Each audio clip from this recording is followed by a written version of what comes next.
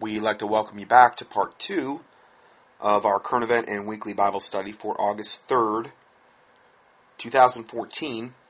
Next report is from Dave Hodges. West Africans could be streaming across the U.S. southern border carrying the Ebola virus. This just came out.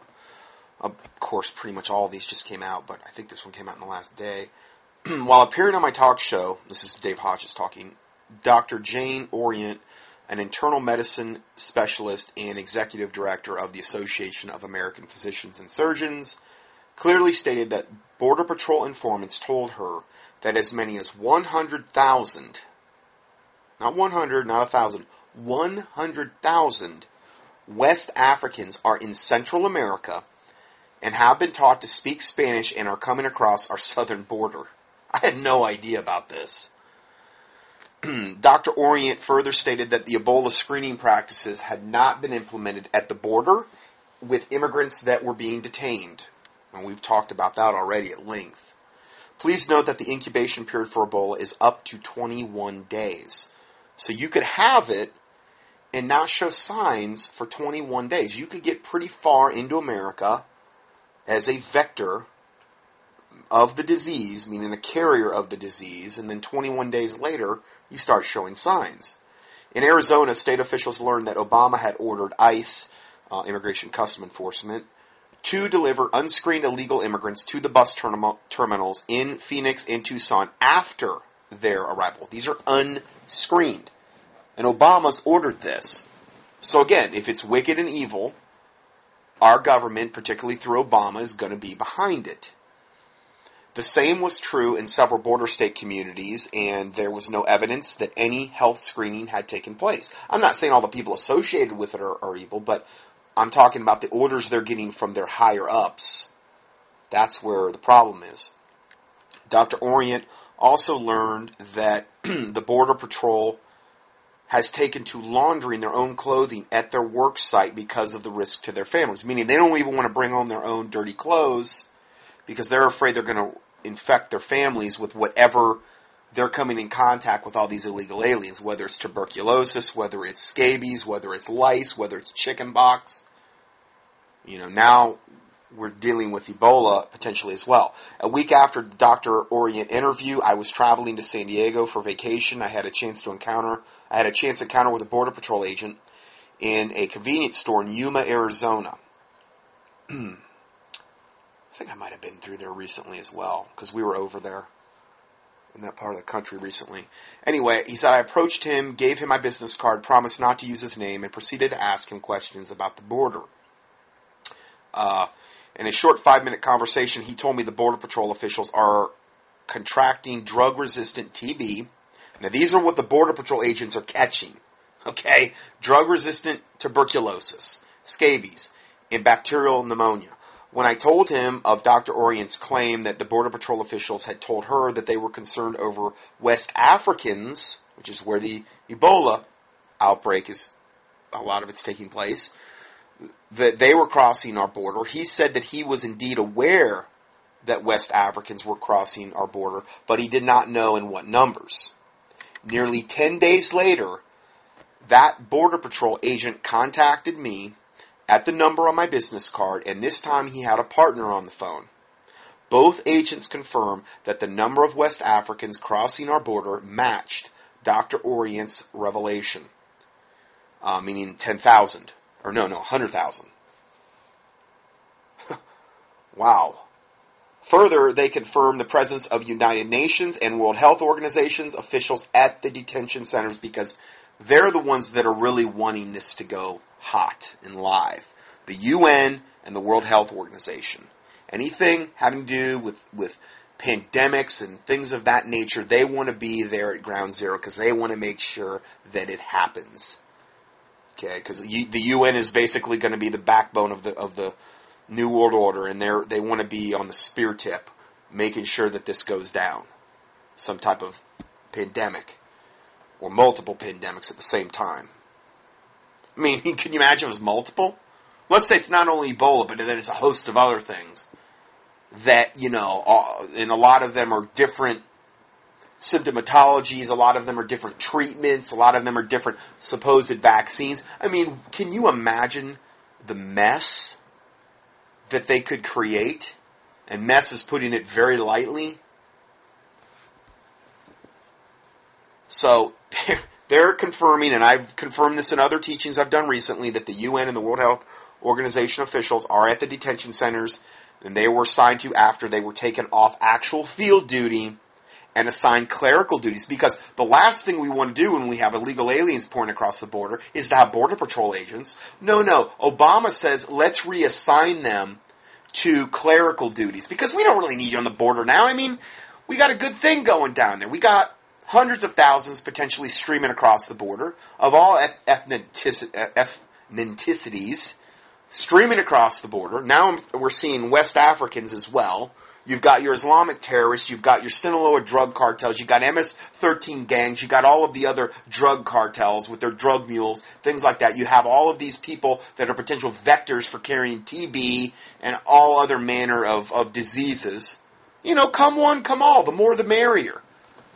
And this is what Satan's doing, essentially. This is why, a big reason why it's being done, to have a excuse for why all these pandemics have come about. You know, oh yeah, we just couldn't contain the border, even though we took our Border Patrol all off their assignments, and now they're clerical duties, and we've reduced their funding, and we've totally hamstrung them in their ability to do their job, and it's all by design, every bit of it. So, going back to the report, it says this is called double sourcing the information originally presented by Dr. Orient, meaning he got confirmation from these Border Patrol agents. Adding fuel to this fire is a statement that comes from the chairman of the National Association of Former Border Patrol Officers, Zach Taylor, who states that West African illegal immigrants are presently coming into the U.S. through Mexico. So he's saying it too. These West Africans have been, they also have Chinese. So much so that they've literally got signs there that they've posted that are in Mandarin when these illegal aliens are crossing the border, because they want to make it as easy as possible. So they've got multiple signs, like some in Spanish, some in Mandarin, and then one other language. I just heard this like today or yesterday. Probably Arabic for the terrorists, because they want to make sure they get through here. You know, turn right at the corner of 5th and Elm, and make sure you proceed to, whatever, because we want to make your stay here as comfortable as possible before you carry out your draconian mission of whatever that may be, transporting drugs or transporting some deadly biological agent or some terroristic bomb or, whatever. We hope you enjoy your stay here, Anyway, let's go further. So, these West Africans have already been apprehended in the Rio Grande Valley sector for the last few years. See, I just get this really bad feeling that a lot of this is just been planned for a long, long time, and they're at the terminal end of that plan, and they're really getting ready for this to go hot. I hope I'm wrong, but boy, it just sure seems that way, with as aggressive of a stance as they have taken to making sure these borders are wide open. Some of these West African groups have been taught to speak Spanish in order to infiltrate into the United States, posing as Central American immigrants. This speaks to planning and collusion that some of these groups were taught to speak Spanish so they will blend in with other illegal immigrant groups. This is another piece of evidence that a coming series of pandemics has some governmental agency fingerprints on this invasion. Smart money would say that the CIA is involved. Absolutely. Zach Taylor's revelation is confirmed by one of my DEA sources through the revelation of circumstantial evidence. My insider DEA source has confirmed that the Sinaloa and the Los Zetas Mexican drug cartels received their weapons and drugs in Peru from a drug cartel known as Sanchez Paredes. This cartel has been around since 1976 and is protected by the Peruvian army. The Sanchez Peritas have strong ties to Hamas.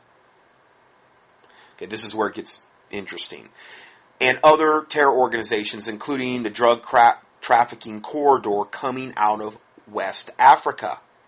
Okay, so now we have a Mexican drug cartel with strong ties to the Islamic terrorist organization Hamas, and includes the drug trafficking corridor coming out of West Africa. So now we have this connection established. West Africa, where Ebola is.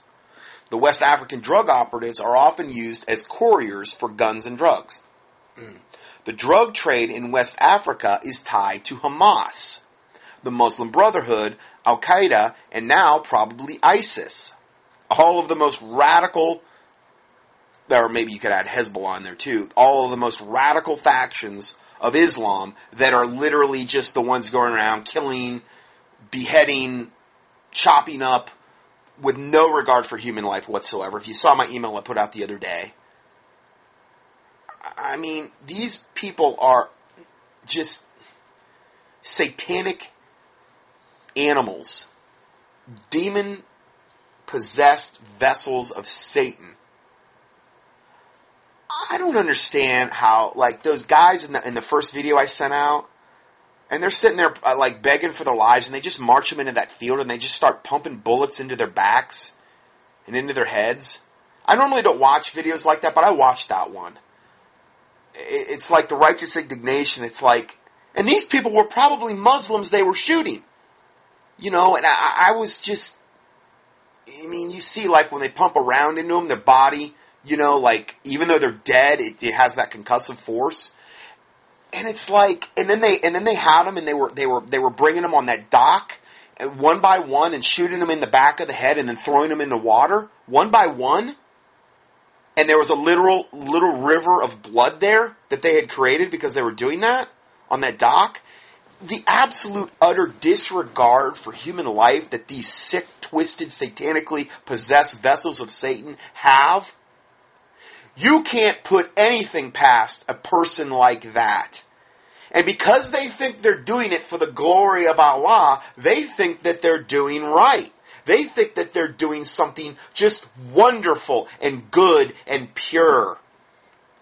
And they have the audacity, one of the guys in the video where they were shooting them in the back of the head, one by one, just in, you know, one every 5-10 seconds. The one guy came and the back of his shirt was pulled up slightly, and they blurred it because they didn't want to arouse anything sexual in any person viewing the video. What? They're the biggest stinking hypocrites on the planet. Here, I have multiple videos of them having, and I don't mean like close-up videos, but you could see like thermal imaging cameras of them having sexual relations with goats, and sheep, and stuff like that. And then you have the whole thing about the Dancing Boys of Afghanistan that we've got into, where there's a whole BBC thing on there where they take these little boys and dress them up like girls, and, you know, they go to the highest bidder and they become their little sex slaves. And, I mean, there's all these, you know, 100 guys around drooling over one little boy, dancing like a woman, dressed up like a woman. I mean, you got to be really, really, really sick in the head to be getting into something like that, okay? You know, they do things that would make a pedophile blush. Taking child brides like their leader, Muhammad, who took his bride, Aisha, at 6 years old, was it? And supposedly didn't consummate the marriage till 9. Oh, what a guy, even if we can believe anything that fork-tongued devil ever wrote. Or no, it was 3 years old, I'm sorry. 3 years old. You know, and the Ayatollahs and these bragging about having sex with little girls and taking them as temporary wives so they can have sex with them for one night and defile them. And they give them back to their parents the next morning. I've told you that story before. I mean, the stories go on and on and on. The female genital mutilation they do to the little girls at the earliest possible ages. The suppression of women. And these people are the biggest stinking hypocrites on the planet. And yet they say, oh, we have to blur this. This guy had his shirt, like, like a little bit up his back or something, and it was blurred out so that it wouldn't arouse any sexual. Number one, I don't have any sexual arousal if I see a guy's back, a little bit of his. I don't have any sexual arousal at all seeing a guy ever. Why would you even think that? Unless your mind had been so darkened with sin and you were so evil that you figured that had to be done. But it's okay to show them blowing their brains out and then throwing their bodies into the water like trash. That's okay. That's okay. But we make sure you don't have any bare skin showing, because somebody might get the wrong idea. They had a video the other day, or a thing the other day, where this one Ayatollah dude or whatever, one of those imams, says women should not smile in public. And then a whole bunch of these Muslim women, I think that were outside of the system, I don't know if they were Muslim, but I think they were, posted all these things on, like, I don't know, social networks where they were smiling just to, like, say, no, we're not going to do that. I'm thinking, not smile? You devil hypocrites. I mean, you commit the biggest abominations, literally, on the planet. You kill Christians, you behead people, you put their heads on sticks and parade them around. You're so proud of this. You defile little girls, little boys, you do every manner of evil on the planet, and yet you strain at a gnat and swallow a camel, like Jesus said in the Bible. I have never seen such a black devil death cult strain at gnats and swallow a camel. Meaning they major on minors and minor on majors. Everything about that death cult is just so far off the scale evil. And it's only getting worse. And yet the corporate church, for the most part, pretty much stays silent about it. Well, they're all part of the big plan. They're all ultimately part of the big plan to bring about a new world order, a one world religion under Antichrist. At the top of the food chain, they are. They may not be on a local level, like, okay, some corporate 501c3 church a person may attend. They may not be at that level. They may not know anything about it. They may say, I'll never go along. Maybe they won't go along with it. But if they're part of an organization, part of a modern denomination, guaranteed the top of that denomination's already been infiltrated. And that is their agenda. And that is why they're supposed to keep their mouth shut. And because they have that 501c3 thing, you're not supposed to say certain things, or you're going to violate your IRS charter, and you might lose your IRS privileges. Get a slap on the hand from Satan. It's incomprehensible to me.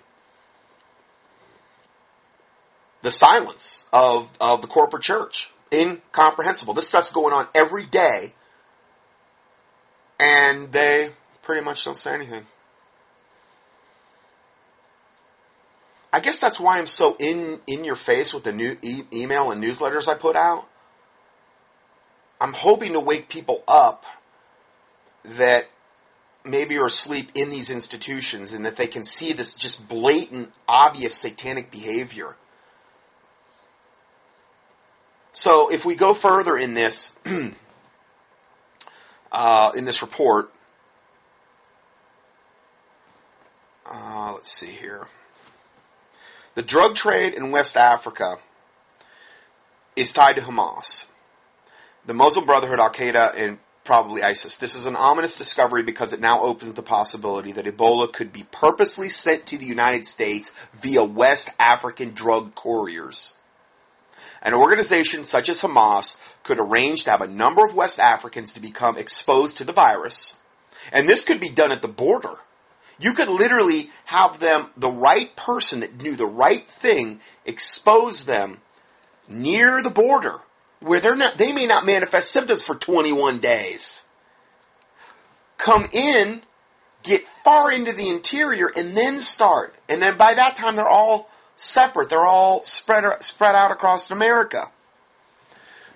To expose them to the virus and then fast track them across the southern border under the guise of trafficking in drugs.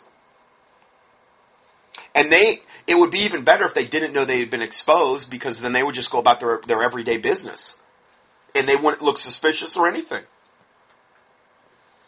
While the country remains fixated on the delivery of Ebola patients to the Emory Hospital in Atlanta, because that's where the spotlight is, okay?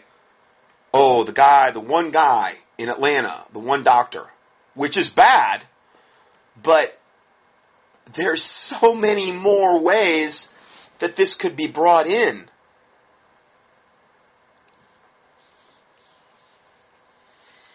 We are still ignoring the spread of Ebola through air travel as evidenced by the fact that our government is doing next to nothing. Well, it has set up some quarantine stations and things of this nature, but, obviously if they're in that incubation period, they're not going to trigger any type of scrutiny unless they're saying, oh, you came from Sierra Leone or wherever, Further, when one considers the growing body of evidence which shows that drug couriers from West Africa into the United States as part of the drug trade, how could people like Dr. Orient conclude that it is not a matter of if, but when Ebola has a foothold on our country?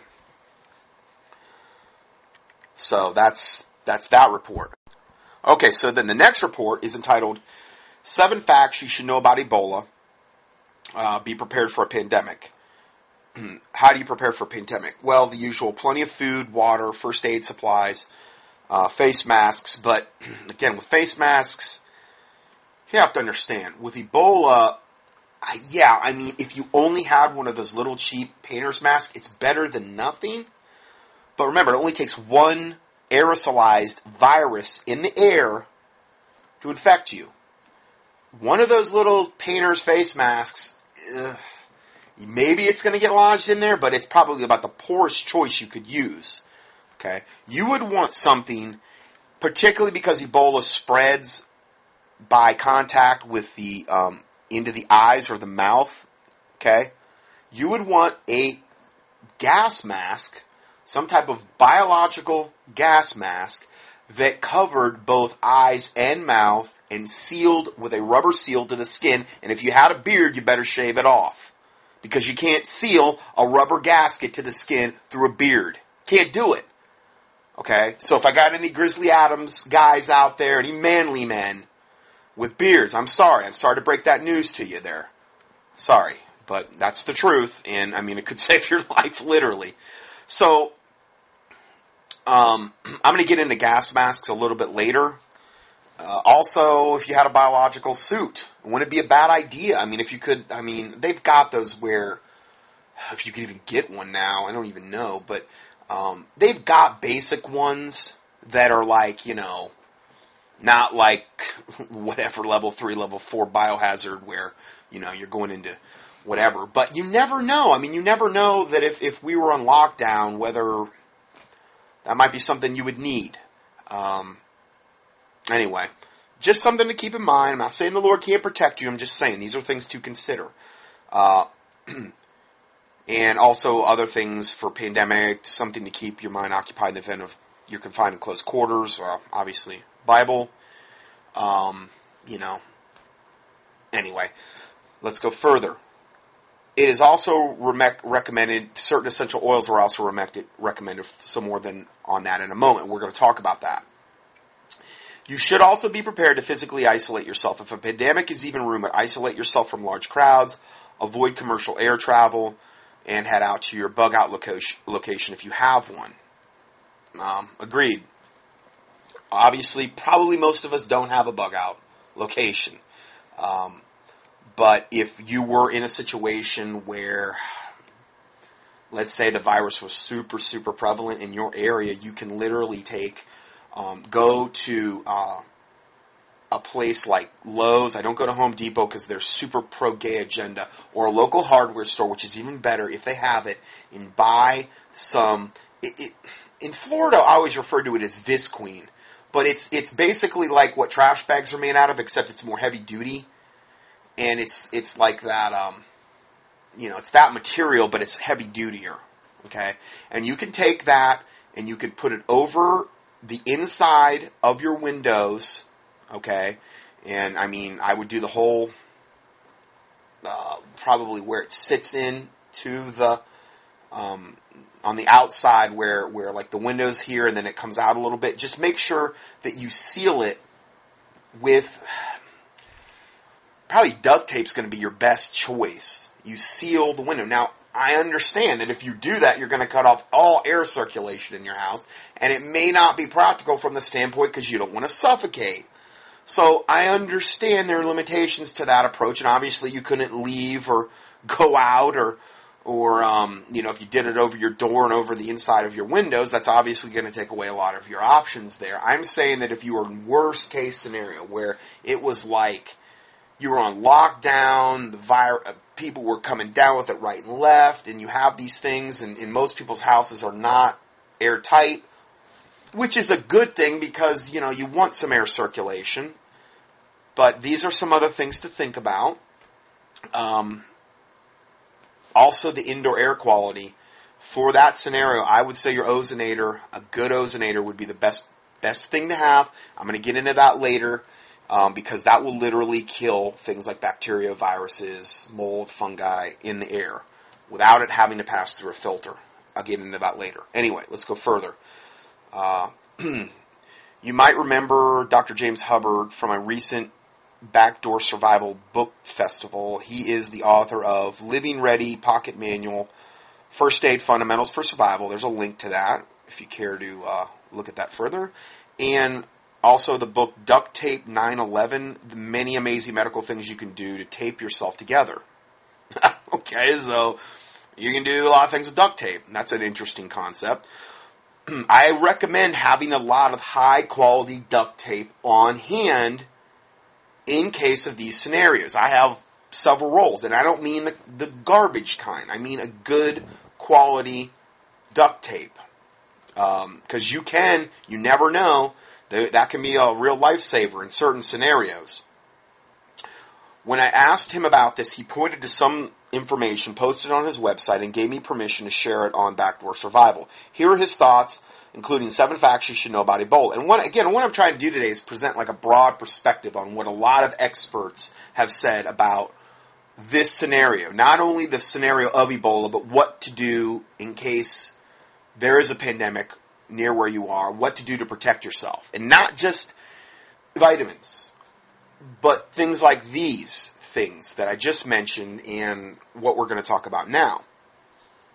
A new outbreak of Ebola is going on in Africa, and Doctors Without Borders is calling it an epidemic of a magnitude never seen before.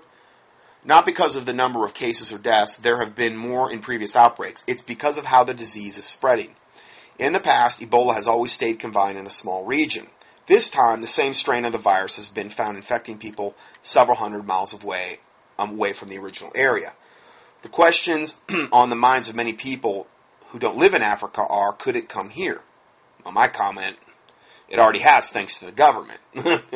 and because we know that the one guy's in Atlanta, and I also just talked about the whole border scenario, which would be very easy to pull off. Ebola is a horrendous viral disease where the victims sometimes bleed out of every orifice before they die. Ebola is on the U.S. list of potential bioterror agents. That's because it's highly contagious and there's no vaccine or effective treatment. Well, according to medically. Also, although this is rare, people have traveled internationally with it before their symptoms started, including the United States. Remember, it has a 21-day incubation period up to that. So, stopping the spread of Ebola, 7 facts you should know. If Ebola comes to your country, here are some key facts you'll need to know to reduce your chances of getting it. Number 1, it seems to start in animals and meat. It's thought that the disease starts in bats or monkeys. They can have the virus without getting sick. Then they infect other animals who usually do get sick. People kill the other animals and contract the virus while either preparing the meat or eating it poorly cooked. Then the virus starts spreading from person to person.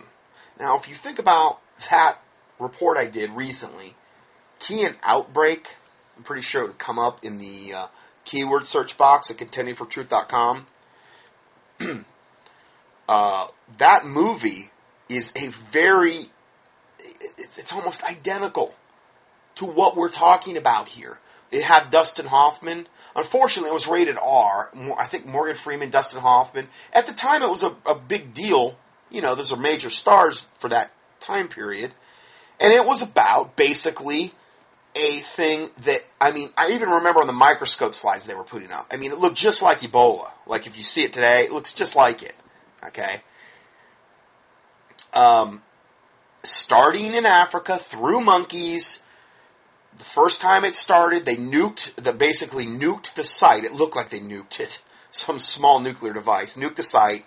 But then monkeys got away that had it. And then years later, it started up again from those same monkeys that infected a human, and then they brought it to America on a plane, and then somebody got on a plane that one of the persons that tended the monkey got on a plane, got sick in the airport. I mean, it's all the stuff we're talking about today is in that show Outbreak. I mean, everything, down to basically the Ebola thing, down to the monkeys, down to it starting in Africa, everything. So now, if the Illuminati telegraphs their punches, that might be ground zero, that movie. And in that particular scenario, it was like, the whole world was doomed. The way that they were projecting the spreading of this thing. So, serious predictive programming in that show Outbreak with Dustin Hoffman and Morgan Freeman and a lot of other Hollywood stars. So, something to think about. Number 2, after exposure, Ebola can kick in early or late. After someone's infected, the symptoms can start anywhere from 2 to 21 days. So it's a big variable there. 2 to 21 days. They start experiencing symptoms. Okay? 3, Ebola doesn't spread exactly like the flu. You can be contagious before you get sick. Okay, in the flu, I'm sorry. If you have just the regular flu, you can be contagious before you get sick. Okay? I'm sorry, I kind of messed up on my thing there. Now, with Ebola, you're not contagious until you have symptoms. So I guess that's good and it's bad, It allows somebody to get further into the country without having any symptoms, but once they do have symptoms, then they're bad. Then they can get everybody else sick. With the flu, the virus can spread through fluid droplets in the air, like from a sneeze. Okay? Ebola can also spread this way, even though they say that's not really the way. Yes, but it can. Okay? Yeah, you're going to need to be in some type of close proximity, airplane being the best, because it's all recirculating air. But, just bear that in mind. Ebola, number 4, Ebola is highly contagious. You can catch it by coming in direct contact with any bodily fluids, including blood, semen, urine, saliva, vomit, feces, and an aerosolized sneeze. 5, symptoms make prevention more difficult. Symptoms make it hard for caregivers not to come in contact with those bodily fluids. Yeah, I mean, you literally have to be in a full biological suit to treat, to be a caregiver to one of these people. This is why it's really, really hard, why the doctors and the nurses keep getting sick from it. And if it only takes one virus particle in the air to infect a person, it's really, really easy to spread. There's profuse vomiting and diarrhea. The victim's blood can't clot, so you can't stop bleeding from the smallest scrape, prick, or bruise. Sometimes people spontaneously bleed out of their nose, mouth, rectum, or urethra. Sorry I'm so graphic, but that's how it goes with this. 6, Ebola is still contagious after symptoms stop or the victim dies. In other words, Ebola doesn't stop being contagious with death or recovery. Victims' dead bodies still carry the disease. And people who recover may continue to be contagious for up to 2 months or more. That's something to seriously bear in mind about, too. Because just because you're over it doesn't mean you're not still infecting everybody. 7, there are ways to protect yourself. It's essential to protect yourself at all times if you're caring for someone who may have the disease so you don't come in contact with bodily fluids. Basically, cover yourself in impermeable products from head to toe. Think goggles, mask, disposable gown, gloves, and shoe covers. Really, honestly, you would want to wear some type of face gas mask, biological gas mask, because you want to seal around your eyes and your mouth. All it would take is potentially one virus, I'm just saying, potentially, to get through, even if you're wearing goggles and masks. That is not foolproof. Disposable gown, gloves, shoe covers. If you're using needles, use them only once and dispose of them immediately. Also, disinfect your environment. Clean any furniture, walls, or floors with a disinfectant like chlorine bleach solution before future use. This may not be possible during a long-term disaster, but do the best you can. Now, essential oils for protection from Ebola and other viruses. In addition to healing, I am a huge believer in using essential oils to build up immunity in order to prevent sickness. I'm not so sure how much the essential oils are going to build up your immunity, like the vitamins I talked about. How much they're literally going to feed your primary immune system. I think it can have an effect on them like an herb, okay? Like echinacea, St. John's wort is a powerful antiviral as well. Essential oils would be, but they work in a different way than vitamins and minerals would work in building up your own primary immune system. They are good. They are very good, though. So, in addition to healing, I already said that. I use essential oils myself, and through trial and error, I learn what works and what doesn't. I read as much as I can, so that I can learn and make informed choices. All that being said, I keep a spray bottle with Shield Protective Blend and witch hazel with me at all times to use as a hand and gizmo sanitizer. Gizmo meaning like TV controller, phone, stuff like that. Okay? I'll get more into what that is in a second. I spray it everywhere, including on my phone, my keyboard, my pillows, and bedding, and more. If I feel a sniffle or a runny nose coming on, an essential oil blend goes in the diffuser 24/7. That's another thing you can think about doing, getting a essential oil diffuser. Now, like I said, I think the easiest way to go about that is to get a really good home or ozonator, a high quality one.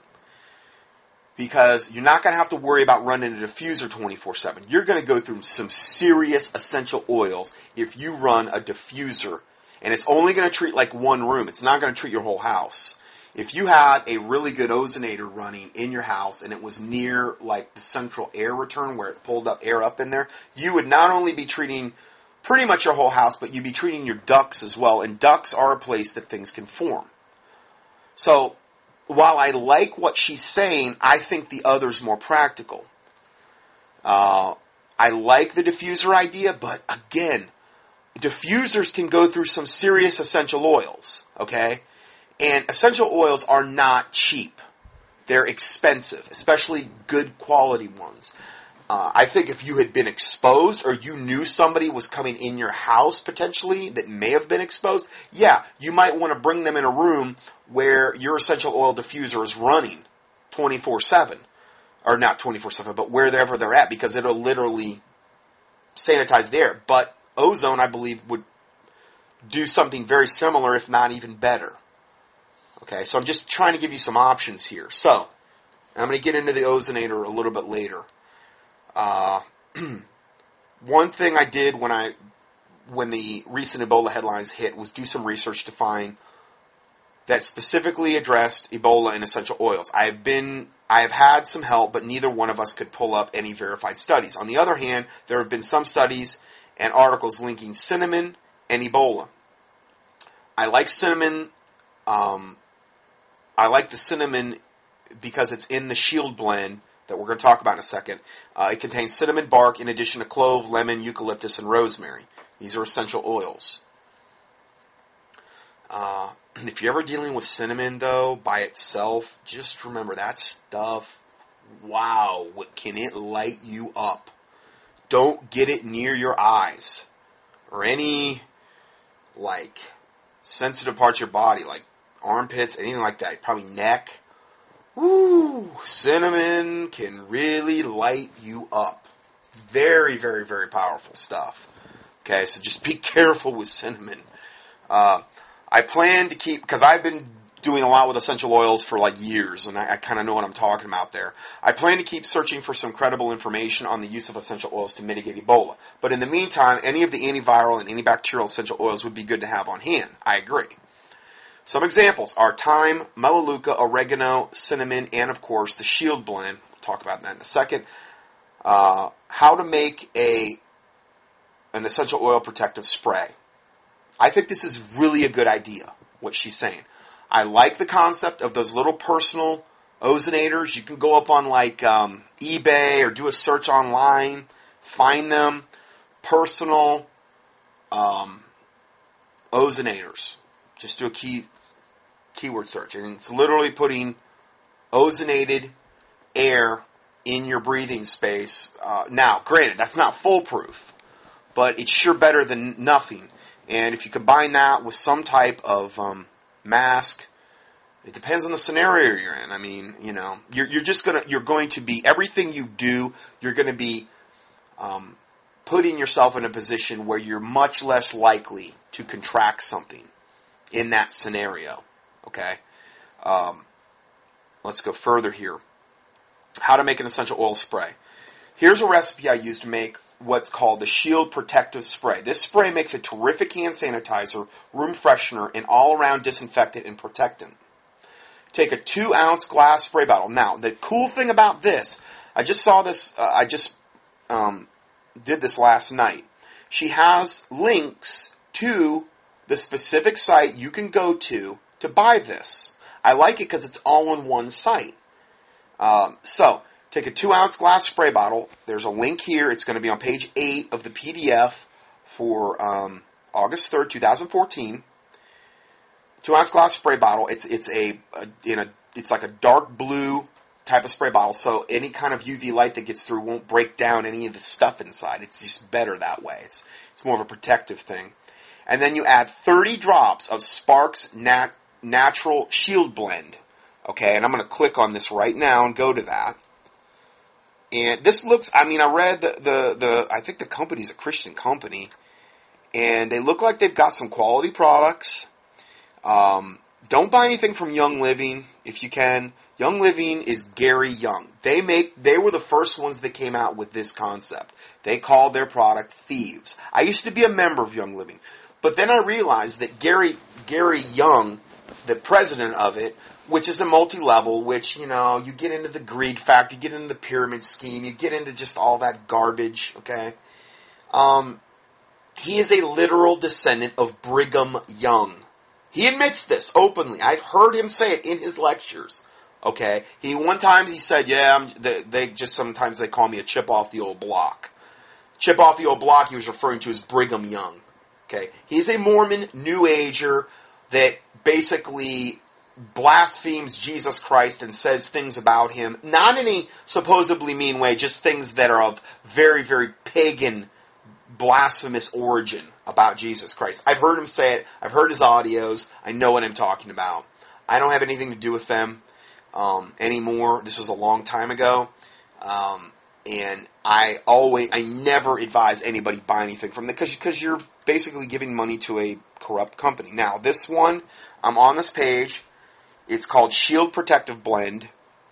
I would advise you getting the larger bottle. It's $28.80 for the bottle. And that's going to give you a lot of drops. I mean, you might want to buy more than that, okay? It's a 15 milliliter bottle. I know it doesn't sound like a lot, but you'll have enough to make a lot of this protective blend that they're in reference to. It is a combination, this is based on an ancient legend that has its roots in 15th century England during the time of the Great Plague. Grave robbers, who were thieves, developed their own blend of clove, cinnamon bark, lemon, eucalyptus, and rosemary to protect themselves while robbing plague victims. They really did this.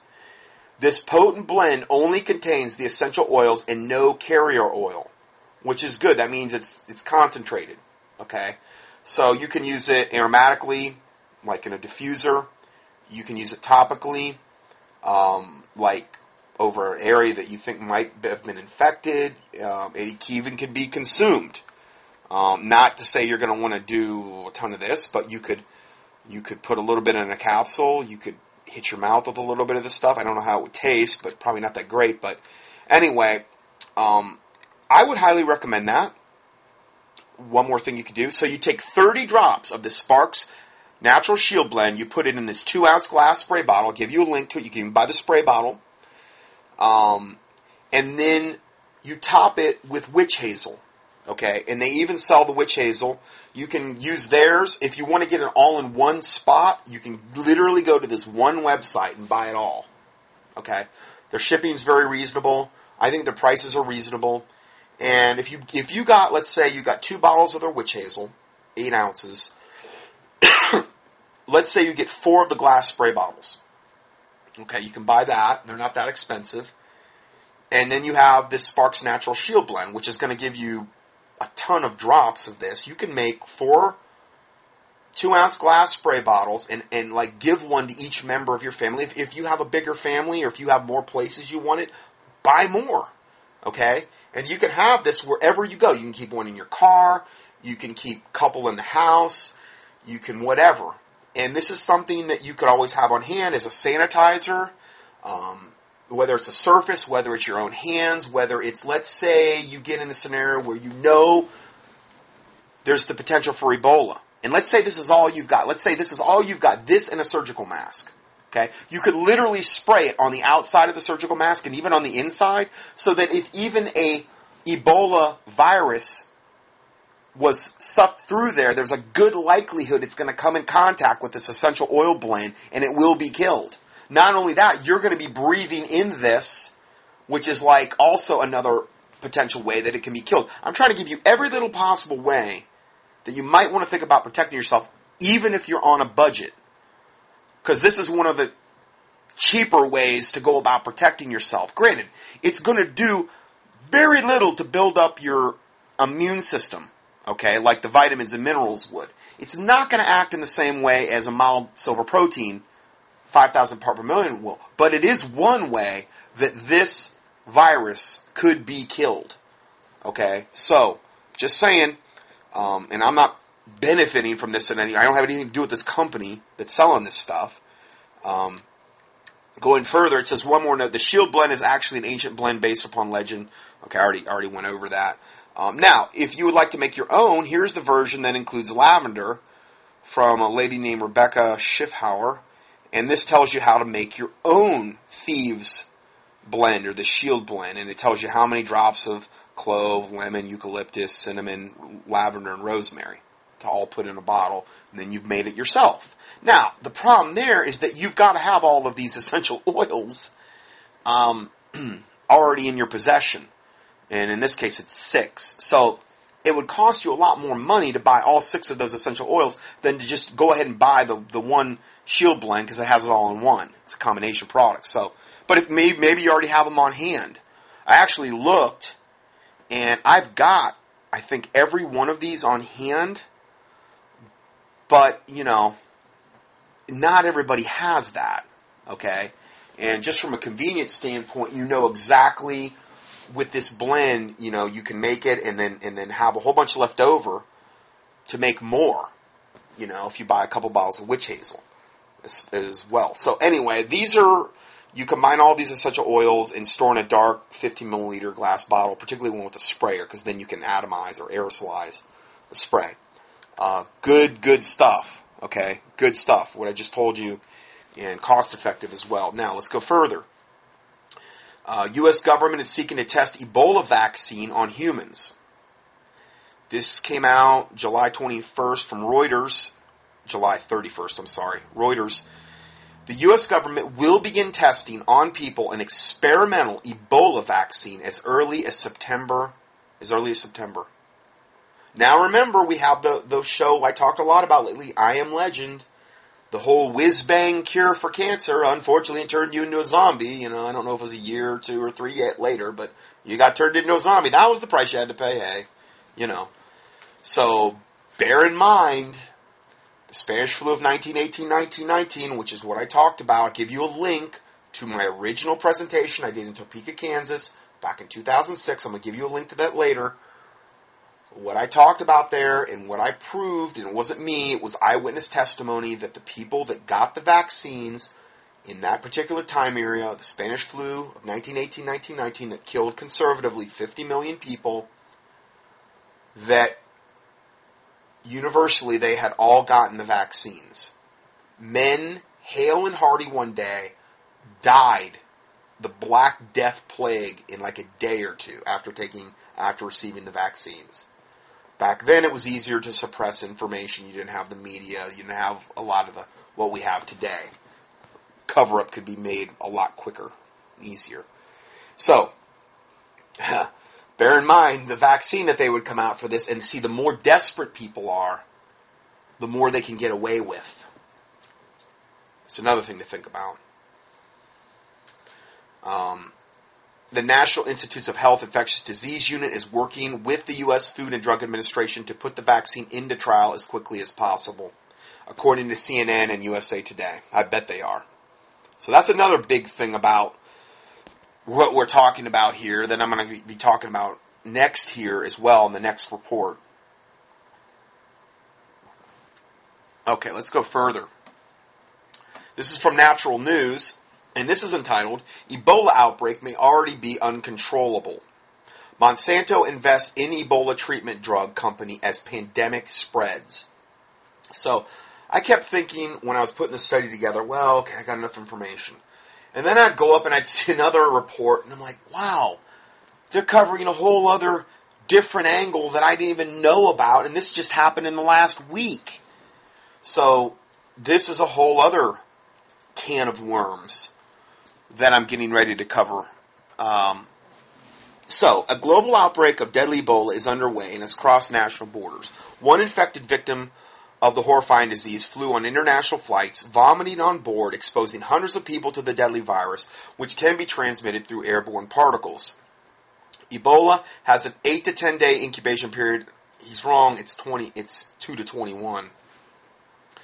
And I think it depends on who you're consulting. I think it's on average, let's say 8 to 10, but it can be up to 2 to 21. That means that thousands of people could be carrying it right now and spreading it across cities of the world without even knowing it. Passengers in Hong Kong and the UK have already shown symptoms of the disease and are being tested, reports USA Today, and this is all referenced, this report. The Peace Corps has evacuated its volunteers from the region after 2 were exposed to Ebola. With apologies to the victims who have suffered the horrible fate of Ebola, I'm offering a medically accurate description here as a warning to everybody else. Believe me when I say you do not want to contract Ebola. Warning, graphic information below. Okay, he's saying graphic language. Well, it's not like we're going to be cussing, but it's graphic information. I think what he meant by language is just the verbiage. I'm just changing that to information. Anyway, Ebola is a gruesome disease that causes cells in the body to self-destruct, resulting in massive internal and external bleeding. In its late stages, Ebola can cause the victim to experience convulsions, vomiting, and bleeding from the eyes and ears while convulsing, or any bodily orifice, really, flinging blood all over the room and anyone standing nearby, thereby infecting those people as well. You see what a potential mess this would be? If you had, let's say you had multiple people doing this at once in a closed area. How could you not contract it? Unless you were in a full bioprotective gear. This gruesome ending is the reason Ebola spreads so effectively. The virus weaponizes the blood, then causes the victim to fling it around on everyone else, almost like you might see depicted in some zombie horror movie. Hemorrhaging symptoms begin 4 to 5 days after the onset of symptoms, and which means hemorrhagic conjunctivitis, meaning that means bleeding out of your eyes, pharyngitis, your pharynx, your throat hurts, bleeding gums, oral and lip ulcerations, vomiting blood, melena, which is black feces associated with gastrointestinal hemorrhage. If you have black colored stool, that's a very good indicator that you're getting bleeding in the upper GI area. Okay? If it's red, if it's literal blood in the stool, you're bleeding from the colon. Okay? That's how you know the difference. Let's say you're getting gastric bleeding or small intestinal bleeding, your stool will tend to be black. But once it gets into the colon, it's going to be more like a blood color. You're going to see blood in the stool, and that's lower intestinal bleeding. Just so you know, for future reference. Hematuria, which is blood in the urine. Epistaxis, which is nosebleeds, and vaginal bleeding. This was reported by the Pathogen Safety Data Sheet from the Public Health Agency of Canada. And again, all these things are referenced. That same publication also explains there's no known antiviral treatments available for human infections. So they're basically openly saying we don't have any treatments. Read that again. There's no known treatments for human infections. Sierra Leone's top Ebola doctor tragically died yesterday from an Ebola infection. Although well-trained in infectious disease, he underestimated the ability of this insidious killer to leap from person to person.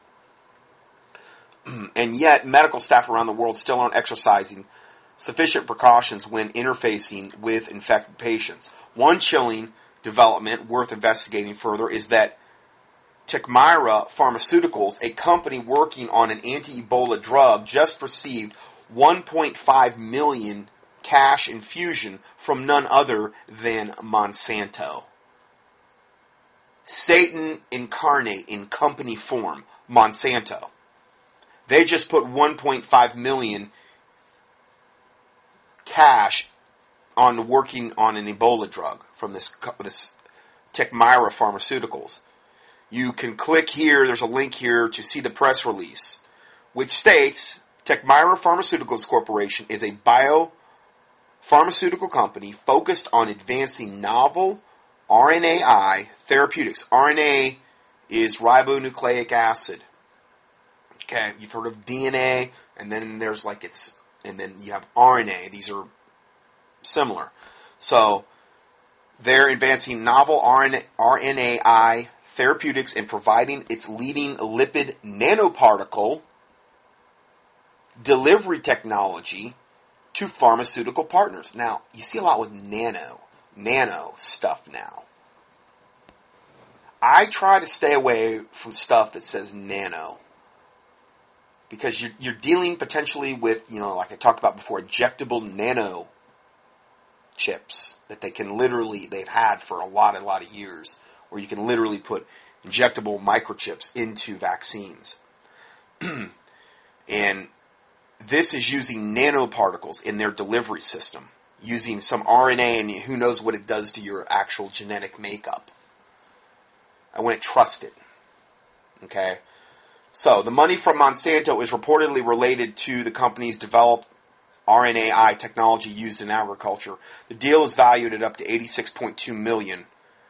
Another press release about Tecmira revealed a $140 million contract with the U.S. military for Ebola treatment drugs. So now they're yoked up with the U.S. military and Monsanto?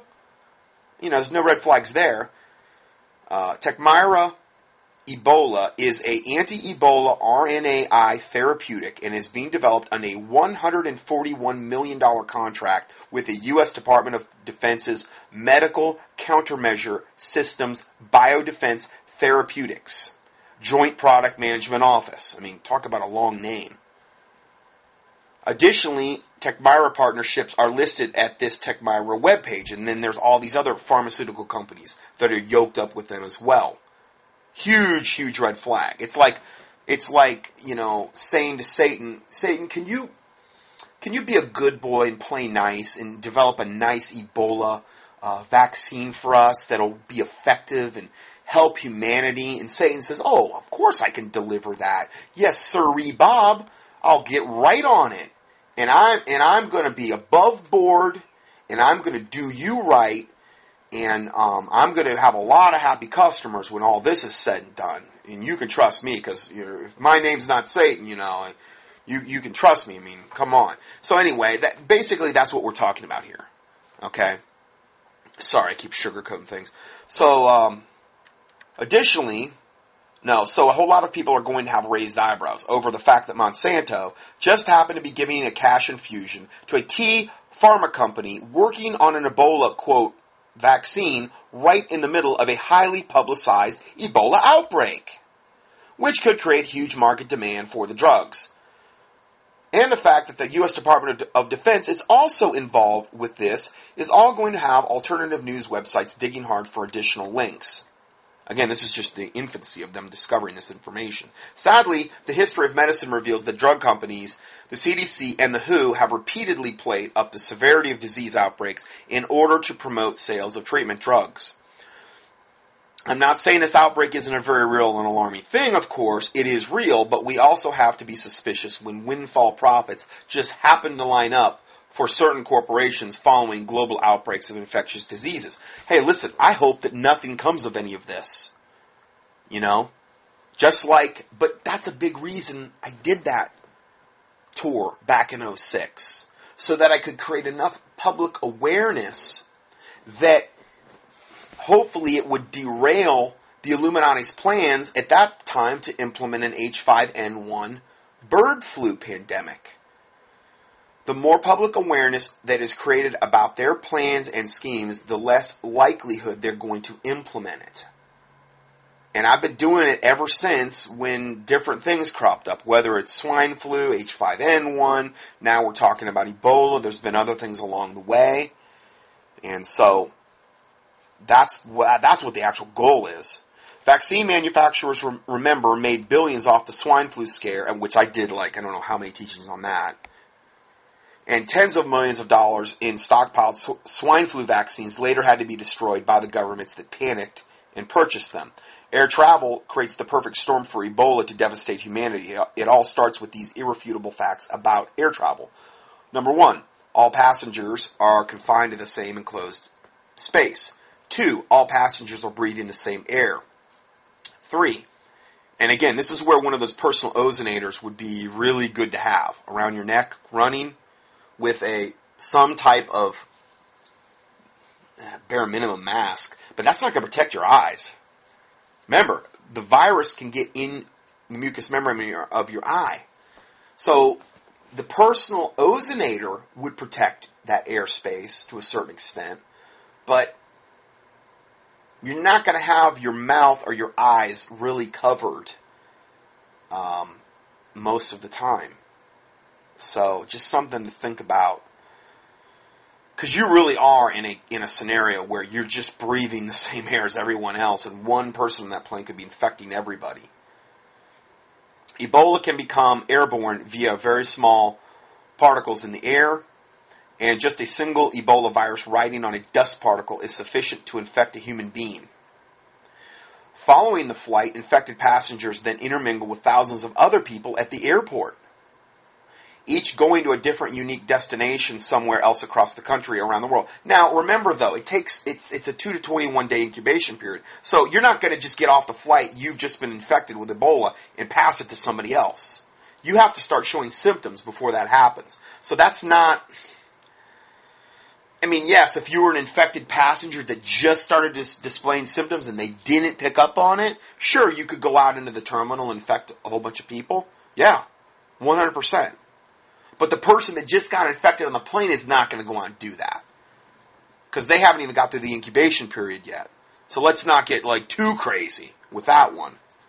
5, the speed of air travel vastly outpaces the speed of governments being able to deploy infectious disease prevention teams. Okay. A global pandemic wipeout from Ebola, in other words, could originate from a single person on a single international flight, and it could circle the globe in less than 48 hours. Again, very, very, very similar to what we saw in that show Outbreak that I had mentioned earlier. Probably the most ringing true, similar scenario of any show I've ever watched. And it's funny because I really felt convicted I needed to go back and revisit that show, and that's why I did that update on it not too long ago on Outbreak. And just key in Outbreak, and you should be able to find it in the keyword search box at contendingfortruth.com. And I wasn't even talking about Ebola, I'm pretty sure, in that teaching. Let's go further. So just how much Ebola virus does it take to infect someone? Alarmingly, as the Public Health Agency of Canada explains, 1 to 10 aerosolized organisms are sufficient to cause an infection in humans. That's unbelievable. 1 to 10? These things are like microscopic. Read that again. It just takes one aerosolized organism, a microscopic virus riding on a dust particle, to cause a full-blown infection in humans. This is why one man vomiting on an international flight can infect dozens or hundreds of the people all at once. Some experts fear that it has already happened. As the Daily Mail reports, and Nigerian health experts are in the process of trying to trace 30,000 people believed to be at risk of contracting the highly infectious virus following the death of Patrick Sawyer in Lagos. It comes as a Nigerian actor, Jim Like, sparked outrage, posting a picture of himself wearing an Ebola mask while sitting in a first-class airport lounge as he fled Liberia. Liberia is another place that's really, I think that was ground zero for this outbreak, just about. Let's go further. Dave Hodges of the Common Sense Show reports that, quote, a desperate search is on to find the hundreds of passengers who flew in the same jets as Sawyer. A total of 59 passengers and crew are estimated to have come in contact with Sawyer, and an effort is being made to track down each individual. There is an inherent problem, though, with this trackdown. Presumably, some of the passengers connected to other flights, which is known to be the case. Let's just say, for the sake of argument, that only 20 people, a low estimate given in the nature of the airport, saw Sawyer traveling in, were connecting to other flights. The spread of the virus would quickly expand beyond the possibility of containment. Because in less than half a day, nearly 500,000 people would be... No, that's not true. It's not true. That's wrong. Because remember, it's a 2 to 21 day incubation period. Those people aren't just going to automatically go out and infect other people. He's wrong when he says that. Okay, so I don't want to get too alarmist here. You have to start showing symptoms, remember, then you're contagious. So what could happen, though, is those people that he was exposed to on any flight or any people he was exposed to in the airport, any of those that he did infect could have went their respective ways, and then at some point when they start showing symptoms, then they could become potential agents of spreading the Ebola, okay? But let's not get too wacky here and start saying things that of that nature, because that's just going overboard. So anyway, let's go further here. Okay, so if we go further, witnesses saw Sawyer, a 40-year-old Liberian finance ministry employee, en route to a conference in Nigeria. He was vomiting and had diarrhea aboard at least one of his flights, with some other 50 passengers on board.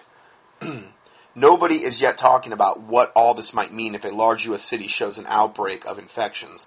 Will the federal government use the military to quarantine an entire city?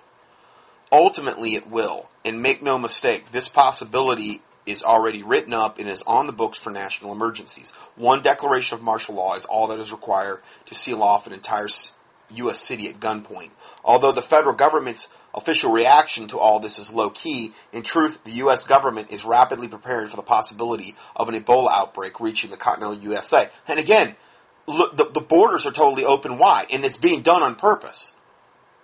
Is that one of the main, if not the main reasons that this is all really being done? To make this just incredibly easy and simple to happen? And they can just blame it on the border being overwhelmed when they've done everything to open up the border, and they've taken all the Border Patrol agents off their duties, and they're making sure that they're, the fencing is a joke, and that really there's no real enforcement of the borders? Well, you just have to ask yourself, from a satanic standpoint, that would make a lot of sense to do something like this. As reported above, the U.S. Department of Defense already has a $140 million contract awarded to Tecmira for its Ebola treatment drugs. Additionally, another report reads, the Department of Defense informed Congress that it has deployed biological diagnostic systems to National Guard support teams in all 50 states. I think this is what we were referencing in that first video in part 1, where I told you it looked like this vehicle that looked like it had a big, huge camper on it with like these, they call them chimneys, but these air filtering things on top. I think that's what we're in reference to.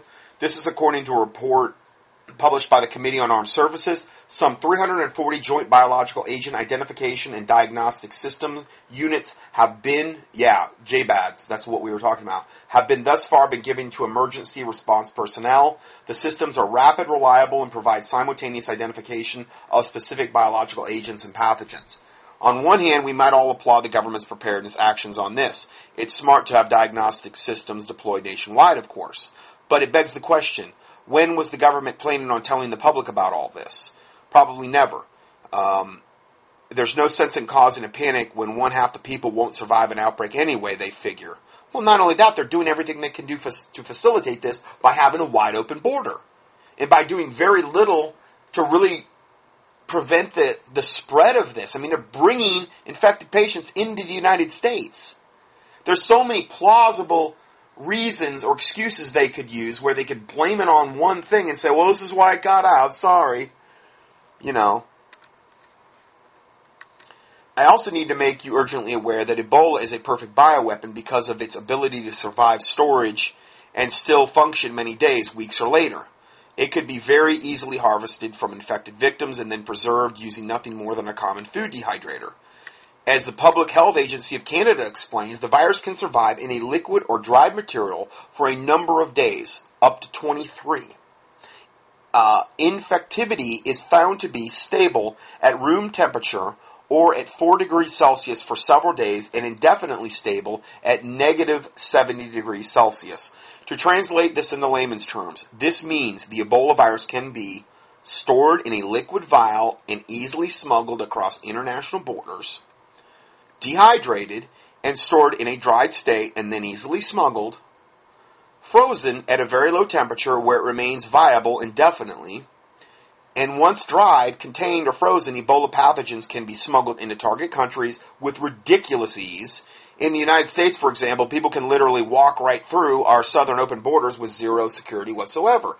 Once inside the target country, a bioweapons terrorist could then easily infect people in public transit hubs such as subway stations, airports, bus stations, and so on. Unfortunately, spraying a few Ebola particles into people's faces is ridiculously easy, especially if the terrorist carrying out the activities decides he is on a suicide mission. Like, you-know-who, Mr. Muslim, who thinks they're going to die for Allah and be with their 72 virgins and white-skinned boys for eternity. Well, you know, that's going to be nothing to them. Who they basically say, we love death more than you love life. That's their message to Israel. We love death more than you love life. That's literally their Hamas's slogan. And these are people that don't care about self-exposure. An Ebola outbreak in a major U.S. city would quite literally threaten the public health of the entire nation. That's why an open borders policy in the middle of a global Ebola outbreak is the height of insanity. Think about it. America's a country where public health officials freak out and go crazy when 2 children acquire whooping cough in a public school in Maryland. But when tens of thousands of people are streaming into the country that are just infested with diseases, unbounded with near zero medical scrutiny in the middle of an international Ebola outbreak, federal officials almost do nothing about it at all. If there's an Ebola outbreak in the United States, this is most likely how it will arrive. Okay, so I'm out of time on part 2. Let's go to part 3 next. God bless you.